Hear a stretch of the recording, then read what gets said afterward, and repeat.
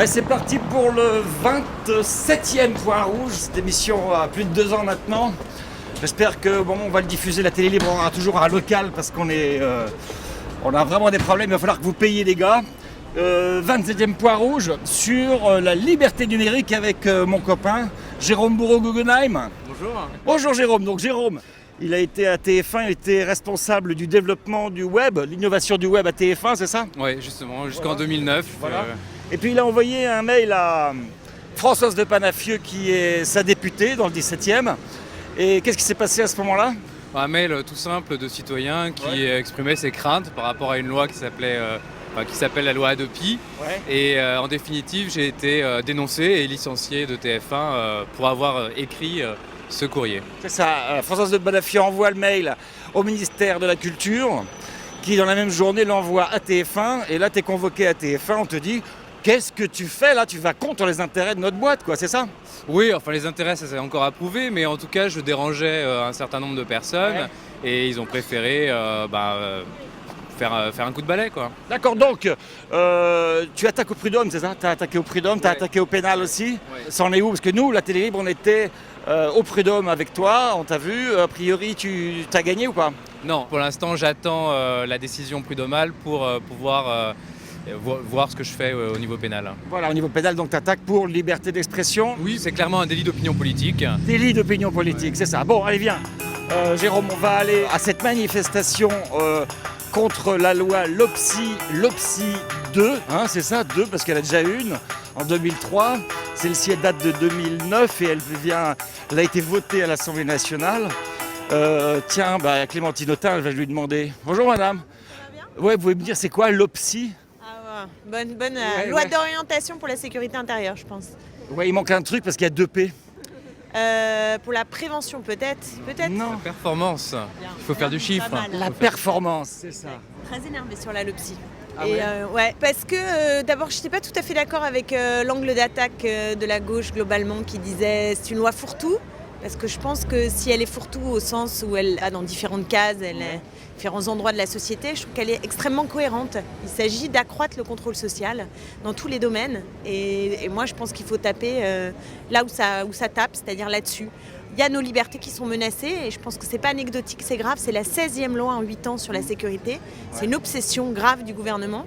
Et je pense qu'à partir du moment où l'État se retire de la sphère économique pour laisser le capital plus libre et le libéralisme économique s'épanouir, il faut bien que l'État serve à quelque chose et il le fait sur le terrain des libertés. Donc il y a une cohérence et je pense qu'il faut être tout aussi présent pour défendre nos droits sociaux, pour défendre les enjeux économiques fondamentaux qui intéressent tous les Français aujourd'hui dans cette situation extrêmement tendue sur le plan économique.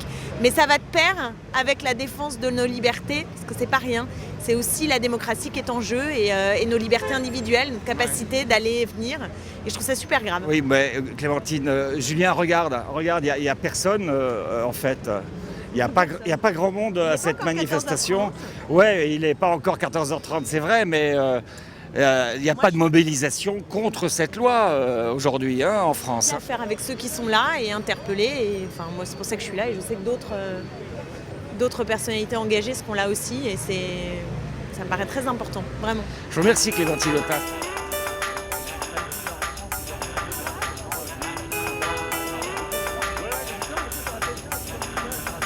Bien, Jérôme. Là, il y a des élus avec le drapeau bleu, blanc, rouge, là. Vous êtes des élus ou vous êtes déguisés? Non, Alors on est des vrais. vous pouvez me tenir mon micro, s'il vous plaît. votre Voilà. micro, allez. Parce que je vais défaire mon point Alors, rouge. c'est quoi Alors, votre Ça, c'est belle mon- banderole? Ça, c'est le décor. Attention. Attention. Voilà. Non, c'est le point rouge. Ah, c'est le point rouge. Alors, bienvenue au point rouge. Bienvenue au point rouge de la télé libre. Impeccable. Je vous présente Jérôme Bourreau-Guggenheim. Alors, vous êtes au Sénat, vous, madame? Vous allez déposer des amendements, c'est ça? Ouais. Beaucoup. Alors, quel genre d'amendement vous allez déposer sur cette loi LOPSI 2, je répète, avec 2 P, hein? Prévention et performance, hein? pour la sécurité intérieure. Tout le mot performance qui est important dans la loi, puisque tout est assujetti effectivement à des objectifs de performance et de réussite, donc notamment pour les forces de police. Mais c'est pas gênant ça, la performance, c'est normal, non? En soi, c'est pas gênant, mais quand ça s'attaque à la sécurité, à la liberté des gens y compris aux étrangers, puisque la LOPSI, ce n'est pas simplement les questions de sécurité, mais c'est l'antichambre aussi de la loi sur l'immigration qui va venir en débat au Sénat au mois de février. Sur Internet, par exemple, Jérôme, tu es au courant sur les amendements qu'est-ce qu'il y a comme... Pornographie, oui. Alors il y a 3 dispositions sur Internet. Il y a notamment sous le filtrage des sites, donc l'établissement d'une liste noire par le ministère de l'Intérieur pour filtrer, cacher, comme dit notre président, mettre la poussière sous le tapis. Donc sur les sites pédopornographiques, a priori, il y a également l'usurpation d'identité, il y a l'installation des mouchards par les forces de police et la vidéosurveillance. Qu'est-ce que cette nouvelle loi propose sur la vidéosurveillance concrètement que vous voulez combattre? C'est la multiplication de la vidéosurveillance sur tout le territoire français. Enfin, l'exemple de Paris est assez probant en la matière. À Paris, c'est le maire de Paris qui a accepté de mettre des caméras partout. Et oui, on voit bien que... C'est pas la loi LOPSI, ça. C'est les politiques qui décident ou pas. En fait, ce qui va changer avec la loi LOPSI, c'est que la préfecture va pouvoir imposer aux municipalités qui, par exemple, seraient de gauche et s'assumeraient réellement de gauche en refusant d'appliquer cette vidéosurveillance, eh bien la préfecture pourra leur imposer de le faire. C'est un véritable fourre-tout législatif qui essaye de mettre en place tout un arsenal sécuritaire qui porte atteinte aux libertés. Et donc c'est vrai qu'on a des choses qui criminalisent les personnes en situation de logement précaire, qui pénalisent les personnes qui font la revente à la sauvette. Vous avez le retour de la double peine pour les résidents étrangers. Vous avez des mesures totalement liberticides sur la question d'Internet. Vous avez les fichiers qui sont développés, généralisés. Vous avez aussi des milices supplétives extrêmement étranges avec des retraités, avec des étudiants, avec quelle formation, quelles compétences. Des milices pour la police, hein, c'est ça, hein, oui. Des réservistes, 200 000 réservistes, c'est ça, ouais. Donc on est sur un énorme fourre-tout, mais qui a une cohérence idéologique. Pour criminaliser... Sur les 200 000 personnes, c'est la suite du discours de Grenoble, hein, c'est ça. C'est exactement la suite du discours de Grenoble. Monsieur Sarkozy, ouais. Et sur les polices municipales, on va assister à des dérives très graves, puisque donc la loi prévoit des missions supplémentaires données aux policiers municipaux et des statuts d'agents de police judiciaire, donc aux directeurs de police municipale dès lors qu'il y a plus de 40 agents, donc qui vont avoir des pouvoirs extravagants, sans aucune formation. Mais le plus grave, c'est que comme les collectivités territoriales sont complètement soumises au diktat de la RGPP et de la réforme des collectivités territoriales, on va assister à une dérive très inquiétante dans notre pays, c'est-à-dire à une privatisation des polices et de la police municipale particulièrement. Voilà. Et c'est en cours, ça c'est clair, c'est en cours. Les syndicats de police, d'ailleurs, de la police nationale, le dénoncent. Est-ce que tu as confiance dans ces politiques, Jérôme? Je ne crois pas du tout au discours qui tend à dire que les hommes et les femmes politiques n'ont rien compris au sujet, notamment sur Internet. Je pense que c'est très clair, il y a une cohérence dans cette loi. Et Internet, c'est aussi un espace public. Et en fait, c'est exactement, je vous rejoins là-dessus, il y a une privatisation de l'espace public. Sur Internet, on le voit bien avec la loi Hadopi. Et on le verra encore plus avec des sociétés qui vont instaurer le filtrage sur le net. Il y a une vraie privatisation. Explique, qu'est-ce que ça veut dire, ça? La privatisation, c'est déléguer à des sociétés privées la mission de police. Aujourd'hui, avec Hadopi, il y a une société privée qui s'appelle TMG, qui est financée et dont le propriétaire principal est Thierry Lhermitte, qui traque les internautes. Quel Thierry Lhermitte? Celui des bronzés. Ah oui, Le père est une ordure, etc. Et donc, qui traque les adresses IP des internautes qui sont supposés télécharger et qui les transmet à la haute autorité qu'est l'Hadopi. Et on le voit bien, il y a ces sujets à plein de dérives. Et... Il y a un chiffre. 200 000 policiers et gendarmes en France. 170 000 agents dans les sociétés privées de sécurité. Ça, c'est la tendance générale. Mais l'OPSI 2 permettra à ces personnes d'intervenir par le biais de la vidéosurveillance notamment, puisque ce sont des sociétés privées qui vont s'occuper de la gestion. Est-ce qu'ils seront assermentés comme la police l'est ou pas? Apparemment non. Non, pas dans la LOPSI. L'assermentation des agents, on l'a vu avec Hadopi, c'est une vaste blague. Hein. Ils reçoivent juste un coup de tampon sur un papier et ils sont assermentés en rien, ils sont payés par les ayants droit. Donc à partir du moment où ils sont payés par les entreprises privées, on peut très bien se poser la question de savoir s'ils sont légitimes et s'ils sont impartiaux.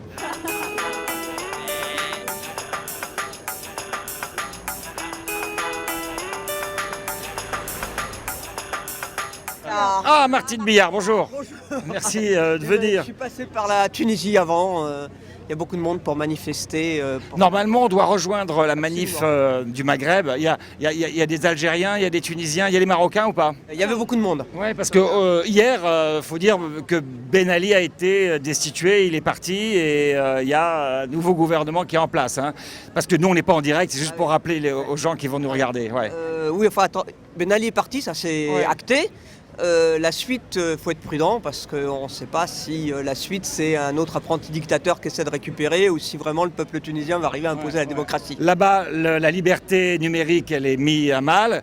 Comme chez nous, selon Jérôme Guggenheim, il y a quelque chose qui est important sur cette loi, le filtrage. Qu'est-ce que c'est le filtrage? En fait, le ministère de l'Intérieur va consigner une liste de sites, une liste noire de sites web sur lesquels les fournisseurs d'accès devront couper l'accès.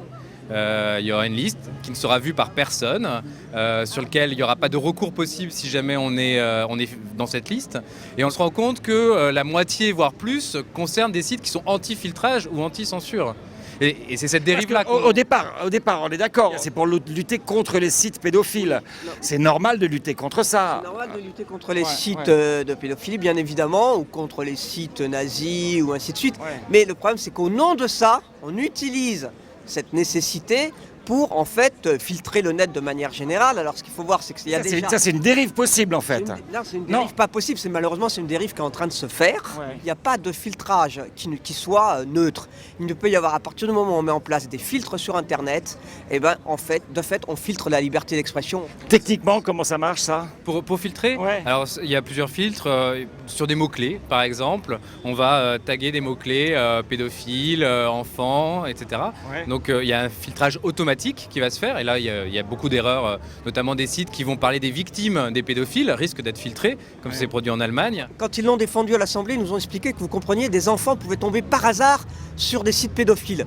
Je ne sais pas si vous avez des enfants et s'ils sont déjà tombés par hasard sur des sites pédophiles en surfant sur Internet, mais c'est assez peu probable quand même. Bonjour, entrez. Si vous voulez faire une petite place autour du point rouge à Monsieur Bonduel. Bonjour, vous êtes du syndicat de la magistrature, c'est ça? Ouais. Vous êtes avocat, non? Magistrat. Magistrat de c'est quoi? Ouais, moi je suis juge d'instruction en l'occurrence, mais les magistrats c'est les juges, les procureurs. D'accord. Voilà. Alors, ça tombe bien, vous avez entendu un petit peu ce qu'on disait ou pas? Vous êtes arrivé en retard? Oui, j'ai entendu qu'on parlait surtout d'Internet. Oui, c'est ça. Aujourd'hui, dans l'OPSI 2, est-ce que le juge intervient sur les questions de liberté sur Internet ou pas? Alors, dans le projet initial, ça n'y était pas. En commission des lois, ça a été réintroduit. Donc, établir une liste noire de sites avec un juge. Et aujourd'hui, ça a été supprimé. Donc, ce qui va passer comme loi, c'est un filtrage sans juge. Le filtrage donc intervient sans juge, c'est ça. Ça c'est la loi LOPSI 2 qui va être votée rapidement. Oui, c'est une autre des dispositions de ce texte qui vise à donner beaucoup de pouvoir à l'autorité administrative sans contrôle par la justice. D'accord. Donc ça c'est une volonté politique, j'imagine, c'est ce que vous dénoncez au syndicat de la magistrature. Ah bah oui, c'est-à-dire, mais si vous voulez, nous on dénonce pas ça au sens où on voudrait absolument, nous, juges, intervenir dans tout, et si vous voulez, c'est pas une défense corporatiste, c'est pas le sujet, hein, je veux dire. Le sujet c'est de savoir quelles sont les garanties, quels sont les contrôles. Et encore une fois, normalement, l'administration en démocratie ne doit pas avoir les pleins pouvoirs. C'est-à-dire qu'elle ne peut pas faire ce qu'elle veut. L'administration, c'est l'État, c'est le gouvernement. Et on doit pouvoir protéger les citoyens contre les excès du gouvernement, les excès de la puissance publique. Ça s'appelle le droit à la sûreté. C'est quand même dans la Déclaration des droits de l'homme et du citoyen. D'accord, monsieur, vous voulez intervenir? Sur la neutralité du net, par exemple, l'un des aspects de la loi LOPSI qui, je crois, n'a pas encore été abordé, c'est l'instauration de lettres de cachet du gouvernement, de faire disparaître d'un claquement de doigts tout simplement n'importe quel site. C'est ce qui aboutit sur du filtrage, mais en plus arbitraire et au choix d'une administration, sans aucun contrôle. Il y a des zones de flou dans cette loi, par exemple, rien n'est fait, rien n'est expliqué sur comment on sort de cette liste.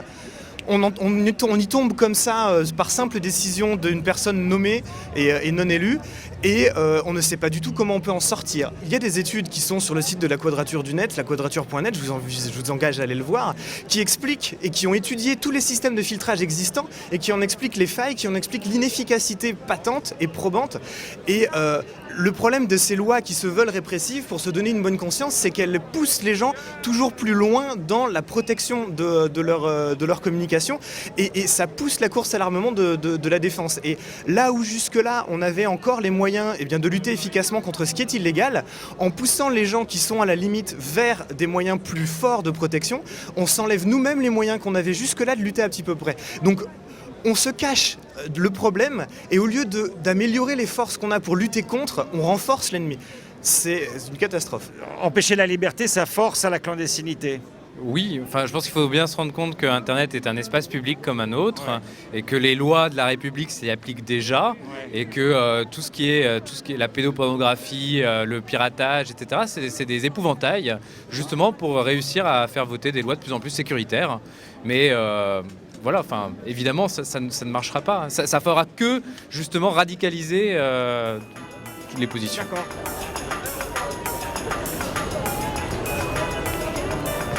Châtelet.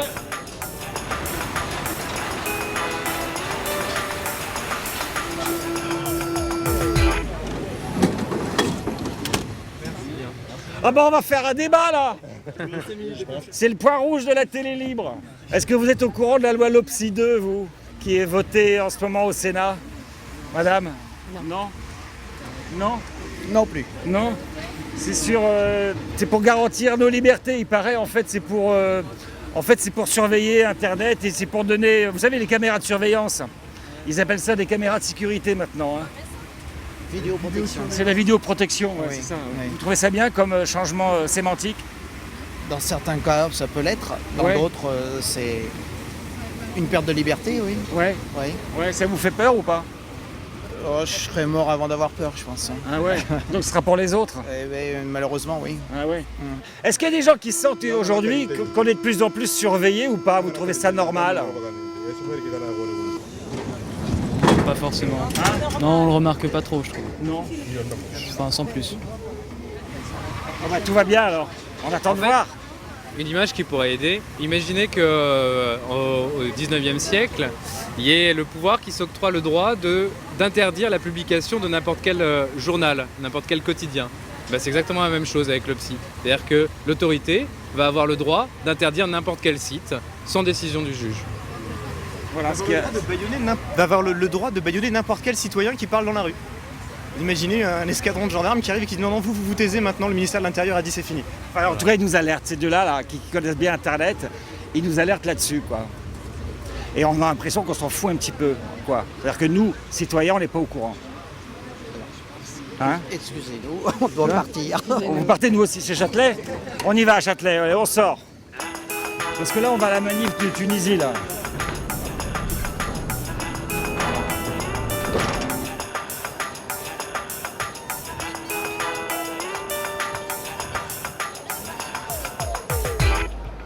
Alors que la police envahit la place du Châtelet, on est ici, on attend la manifestation. Et on est ici en train de boire un coup avec une franco-algérienne. Bonjour, vous appelez comment? Bonjour, je m'appelle Sophia. Sophia, vous m'avez parlé d'Internet, vous, en Algérie. En Algérie, la loi LOPSI, vous dites, ça existe ou pas? Ça existe depuis toujours. On a sur Internet, tout est filtré, tout est surveillé. Si vous dites quelque chose, bien entendu, vous avez des gens des renseignements qui interviennent. Ils se font passer pour des internautes, alors qu'en réalité, on le sait parfaitement que ce sont des gens des renseignements. Ah ouais. Puisque la liberté de parole n'existe pas en Algérie, elle n'a jamais existé. Ouais, c'est même pas une loi en fait. Non, il n'y a pas de loi de toute façon. La loi, aussi bien en Algérie qu'en Tunisie, les puissants la font. Ils font ce qu'ils veulent. Vous êtes sur Internet en train de parler, vous dites quelque chose qui ne plaît pas. Vous avez la sécurité militaire qui débarque chez vous. Ils sont capables Physiquement, ils débarquent. Alors vous êtes ici en France. Est-ce que vous communiquez cette nuit, par exemple, avec des gens en Algérie? Vous avez pu communiquer, ils peuvent. Ça fonctionne. Je veux dire, Facebook fonctionne, mais c'est écouter, c'est regarder, c'est ça. Ah ouais. On sait qu'il faut faire attention, que les gens de l'autre côté là-bas, ils n'ont pas la même liberté que nous. Ouais. On sait qu'ils ne peuvent pas tout nous dire, parce que si jamais ils disent des informations qui ne plaisent pas au pouvoir, on sait qu'ils risquent l'arrestation. Et donc on est plus libre que les autres pour dire les choses, pour diffuser les vidéos. Je dirais qu'ici en France, ça y est, ils sont arrivés, hein, vous avez vu. C'est plus facile. Oui, en France, c'est un pays de liberté. On ne va pas dire que c'est pas un pays de liberté. Non, il y a des lois. Mais on est tous un petit peu inquiets parce qu'on sait quand même que le gouvernement français est directement impliqué en Algérie et en Tunisie dans leurs affaires. Et au Maroc. Et le Maroc aussi. Quand vous voyez par exemple les images de Sarkozy quand il arrive à Alger, comment il embrasse Bouteflika, et que vous savez que Bouteflika était un ancien habitant de Neuilly-sur-Seine, donc il se connaissait à l'époque déjà où Sarkozy était simple maire. Vous voyez bien qu'il y a une affinité, une connivence entre eux.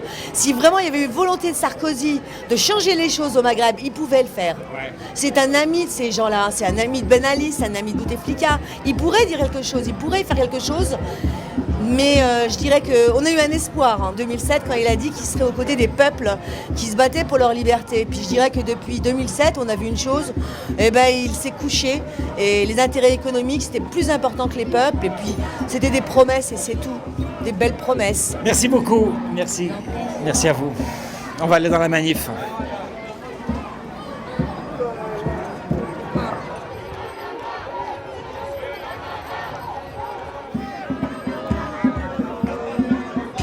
On va essayer de trouver des Tunisiens, des Algériens et peut-être des Marocains si certains d'entre eux vont oser. Bonjour madame, vous êtes tunisienne, algérienne, marocaine? Marocaine.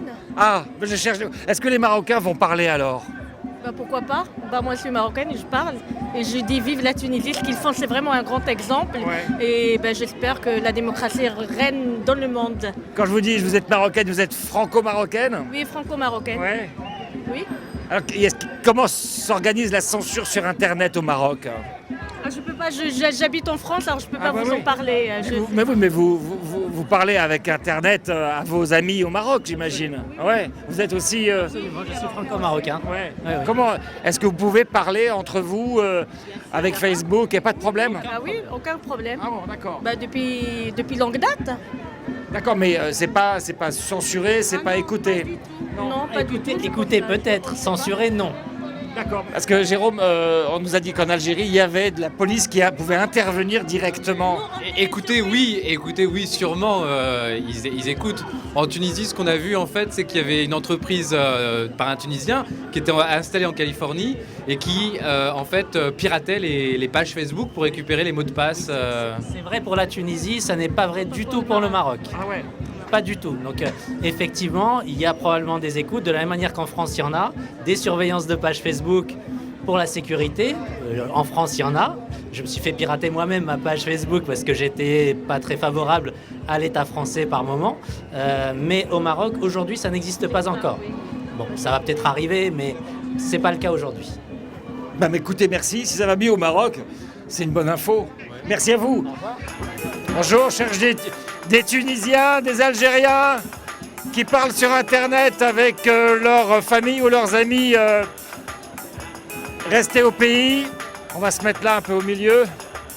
Bonjour, vous êtes des Algériens, des Tunisiens? Prochaine fois, l'Égypte, l'Algérie, les généraux ont dit, vous êtes retour, le peuple algérien va révolter. C'est la Tunisie, après c'est l'Algérie. Inch'Allah, après la prochaine fois, les Algériens, l'Égypte, voilà, il faut, parce que Moubarak c'est un traître. C'est un traître comme Ben Ali. C'est comme Ben Ali, c'est exactement pareil. Les généraux, ils train de voler le pétrole, le gaz de l'Algérie. Ils ont égorgé les femmes, les enfants. Ils vont payer très cher, Inch'Allah, en grâce à Tunisie. Allahu Akbar. C'est Allahu Akbar. Allahu Akbar.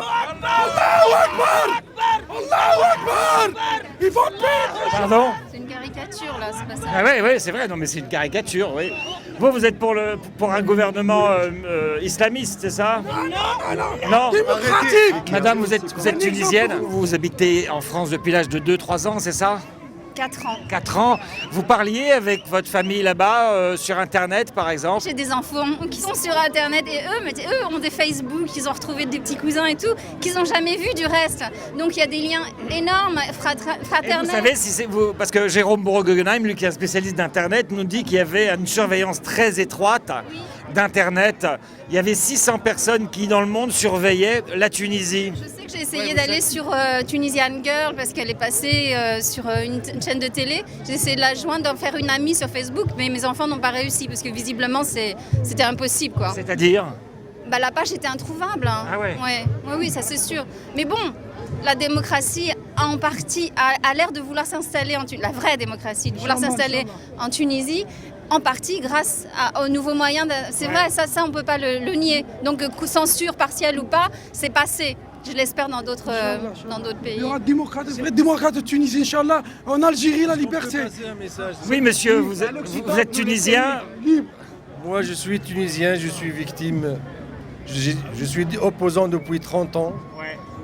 C'est-à-dire à l'ancien régime de Bourguiba. J'ai été arrêté par M. Ben Ali en 1987. J'ai été torturé sauvagement. J'ai participé aux événements de 91 contre M. Ben Ali. Après, j'ai quitté. Je me suis exilé en France. Et j'ai subi l'exil depuis pratiquement 18 ans, 20 ans. Le peuple tunisien a besoin de vous. Il faut soutenir le peuple tunisien, mais malheureusement, les politiques français, ils ont soutenu un régime corrompu. Je sens qu'il y a un grand complot contre la révolution du peuple tunisien et que les politiques français participent à ce complot. Et l'apparence et leur silence, c'est la preuve qu'ils sont complices jusqu'au bout avec les tortionnaires. Voilà. Ce qu'il faut bien comprendre, c'est qu'en fait, les médias tunisiens étaient complètement censurés, télévision, radio, presse, et donc l'information a circulé uniquement par Internet, sur Twitter, sur Facebook. C'est comme ça que les gens ont su se mobiliser, se donner rendez-vous. Ce que je comprends pas, c'est qu'il y a des gens qui nous disent que Facebook était fermé. Non, il était à moitié fermé. En fait, il était possible de contourner la censure. C'était comment ça? Au lieu d'aller sur www.facebook.com, on allait sur upload, par exemple, .facebook.com. Upload qui était en fait la page pour mettre en ligne des photos. Mais il l'avait pas filtré. Du coup, par ce biais-là, on arrivait à accéder à Facebook. Et les gens se sont mobilisés. Les blogs, les mobilisations sont passées uniquement par Facebook et Twitter. Voilà. Ok, merci Jérôme Bourreau-Guggenheim. Merci à vous. C'était le point rouge de la télé libre que vous pouvez suivre donc sur latélelibre.fr. C'était le 27e point rouge sur la liberté numérique. Ça nous touche, nous, quand cette liberté elle est mise en danger au Maghreb et bien sûr en France. C'était le point rouge de la télé libre. À bientôt.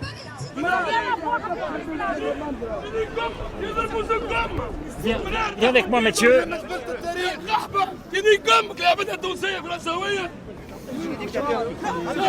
Est-ce que... C'est la CIA qui a créé les dictateurs. Je le sais. Pourquoi les gens... Mais maintenant, les intégristes, il ne faut pas qu'ils en profitent. Pourquoi les gens s'explosent? Parce qu'ils sont désespérés. Mais je suis d'accord avec vous. Donc, il faut... Non, laissez-la s'exprimer. Laissez-la s'exprimer. Mais je suis d'accord avec vous. Mais je suis d'accord avec vous. Je suis d'accord avec vous.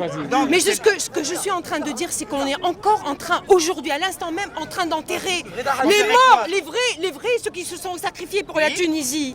Et entre-temps, les islamistes sont en train de récupérer la situation. Pourquoi vous dites ça? Pourquoi vous dites ça? Regardez. Je le sais. Aujourd'hui, la démocratie. Vous avez vu? Hey, doucement.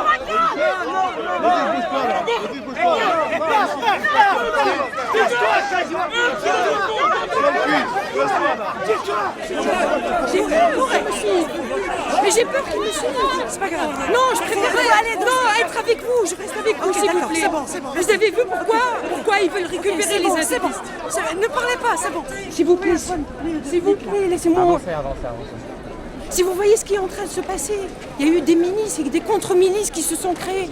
On est encore en train de les enterrer et ça y est, ils veulent foutre la merde d'Algérie, Égypte. Si vous voyez tout ce que j'ai entendu aujourd'hui, ils veulent que tout le monde arabe. Attendez un peu, les gens sont encore en train d'être... C'est encore chaud. On a assisté à une scène très désagréable. C'est-à-dire qu'une femme qui disait les islamistes veulent reprendre le pouvoir, elle n'a pas pu s'exprimer. C'est compréhensible. Quand pendant 20 ans, on nous a fait croire que la menace islamiste pesait en Tunisie. Mais c'est pas vrai ça? C'est pas vrai. Mais vous le savez ça? Je le sais, je vais tous les ans en Tunisie, 2 mois par an en Tunisie, en été, en hiver. Il n'y a pas cette menace. Heureusement, nous avons des gens qui sont énormément éduqués, vrai, qui ça. ont été à l'école, des ingénieurs. C'est qui sont- spécifique, ça. Ouais. Ça, c'est Ouais, spécifique. ouais, Il y a des ouais. gens, il y a un vivier de compétences informatiques, des ingénieurs, Ouais. des gens qui ont fait des grandes études et qui sont éduqués et qui ne veulent que travailler, vivre normalement. D'accord, ok, Donc, j'ai bien compris ce que vous dites. Je suis content que vous le disiez parce qu'on a vécu une scène difficile.